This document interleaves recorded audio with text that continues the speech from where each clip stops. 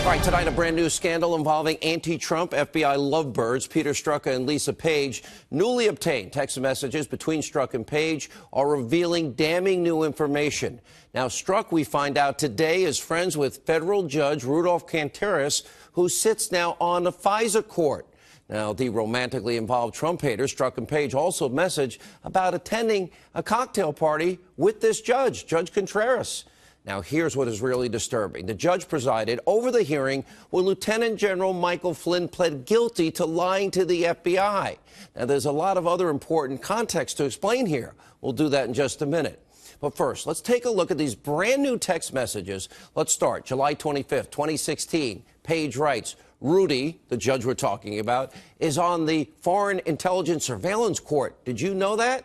And Page adds, just, appointed 2 months ago. Strzok replies, I did. And we talked about it before and after. I need to get together with him so Strzok and Judge Contreras know each other. Now, Page later writes, as you read through this, thought of it because you had to Google Foreign Intelligence Surveillance Court judges and saw him there. I'm telling you. Strzok follows up with, well, she brought up a good point about being circumspect in talking to him in terms of not placing him in a situation where he'd actually have to recuse himself.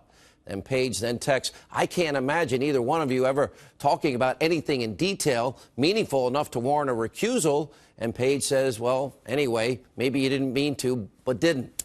And Strzok answers, really, Rudy? I'm in charge of espionage for the FBI. Any espionage, FISA comes before him. What should he do, given his friend oversees them? Page replies, in this particular case, standards for recusal, though, are quite high. I just don't think this poses an actual conflict, and he doesn't know what you do. And then Strzok responds, yeah, generally does know what I do. Not to the level or the scope or area, but he's super thoughtful and rigorous about ethics and conflicts. I'm suggesting a social setting with others would probably be better than a one-on-one meeting. I'm sorry. I'm just going to have to invite you to the cocktail party. You can sit next to me. I'm adding that part. Then Strzok continues, of course, you'll be there.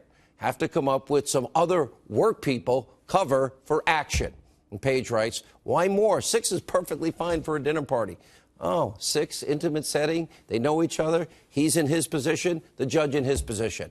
There's a lot to unpack here. So what is clear is that Peter Strzok knew the judge and that both he and Page wanted to attend a party with him. That is a massive conflict of interest. Engineering a meeting with a FISA judge under false pretenses, in this case a cocktail party, that could actually be obstruction and have other criminal liability. We'll ask Greg Jarrett in a minute. What is really inexcusable is that the Department of Justice fought like hell, especially Rod Rosenstein, to keep this information secret.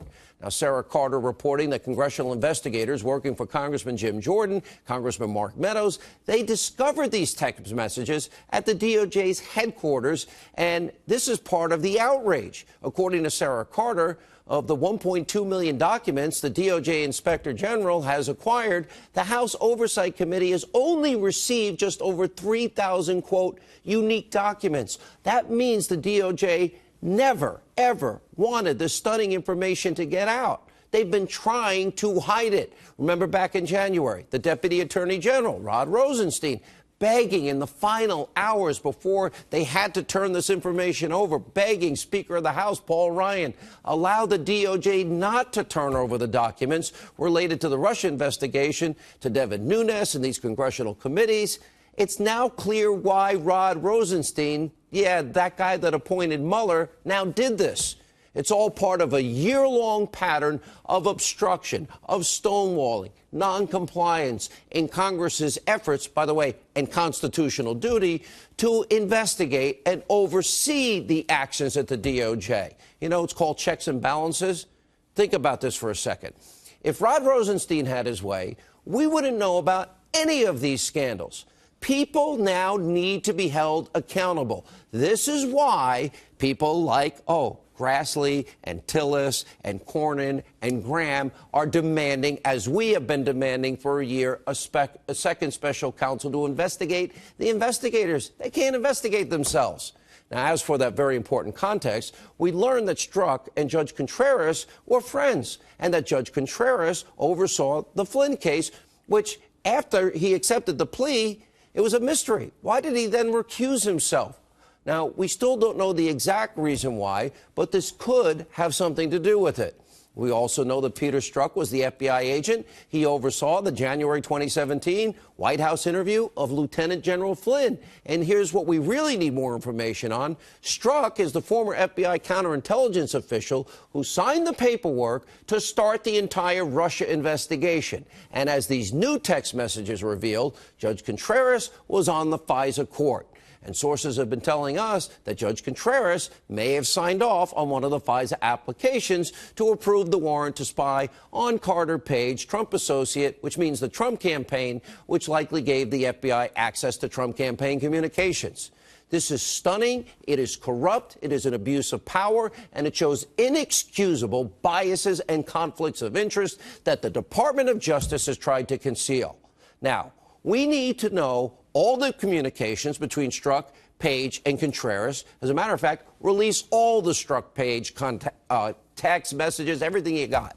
We need to find out if Strzok was involved in putting together the FISA application for Carter Page. He was a former high-ranking counterintelligence official who was bragging about it. Now, the FISA warrant for Page was signed in October 2016. Strzok was fired from Mueller's team in August of 2017.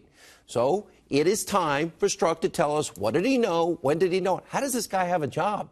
And don't forget, Lisa Page was advising Andrew McCabe. Now, we did also reach out to Judge Contreras for comment. He didn't get back to us.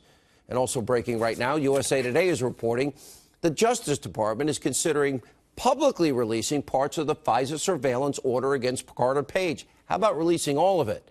Now, this would mean we would get to see exactly how that fake news dossier, the bulk of which was used to get the FISA warrant against Page, was used, and how the FBI misled on purpose, purposefully omitted information to FISA judges about Clinton that she bought and paid for that fake news, phony Russian dossier. And also tonight, a significant new development. Speaking of Christopher Steele, Fox News tonight reporting a British court is now ordering Steele to sit for a videotape deposition as part of an ongoing legal battle against BuzzFeed, the website that published the fake news dossier. Now, to call this huge is a massive understatement. Now, Steele will likely be forced to try and verify the dossier that he and Fusion GPS and the FBI never verified, never corroborated. So in other words, Steele will, under oath, have to admit whether or not he knew the dossier was full of lies from his phony Russian sources, but gave it to the FBI anyway. And according to a new book, Steele told friends that it was kind of 50-50 about the most salacious part of the dossier. That's the part that involved the hookers at the Ritz-Carlton urinating on a bed. And we also have learned more about Steele's use of current and former Russian government sources. We're going to be following this story very closely. All right, but also breaking right now, new details on the timeline for former Deputy FBI Director Andrew McCabe to be fired and lose his pension. Now, we're learning that the deadline could now be Saturday. And as we have been explaining, the fact that McCabe is even in this position is stunning. It is inexcusable. He means he did something drastically, radically wrong. Our sources are telling us that McCabe could end up facing multiple criminal charges. Forget about the pension. And just a few months ago, McCabe was put on leave after current FBI Director Christopher Wray was reportedly informed that McCabe was going to be exposed in the upcoming Inspector General's report. I can't wait for that report.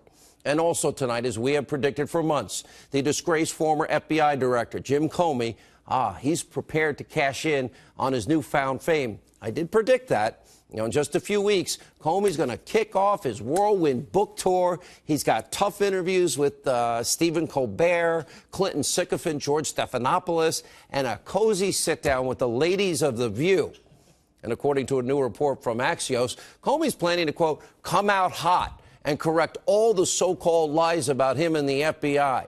For months, We have literally been bringing you, the American people, on a nightly basis, breaking news, hard-hitting investigative reports about the corruption at some of the highest levels of our government, including the shocking details about the abuse of power at the very top of the FBI. Now, James Comey, you want to come out hot? You want to answer hard, important questions? You're welcome on this program. Tonight, I am officially opening up an invitation to Jim Comey. You want to sell your book? Come on the show. We'll give you a full hour. You name a day, we'll make it work. We'll work with your schedule. I'll give you 3 hours on my nationally syndicated radio show, which, by the way, is on 575 radio stations around America, so everybody can hear from you. And we'll ask you the tough questions, the ones that Stephen Colbert might miss. For example, did you, in fact, tell a closed session of Congress that you believe Michael Flynn did not lie to the FBI? Did you think he's being unfairly prosecuted? Why did you draft a letter exonerating Hillary Clinton of charges in the email investigation months before she was interviewed by the FBI and 17 other important people? And will you explain the lies and the omissions to the FISA court?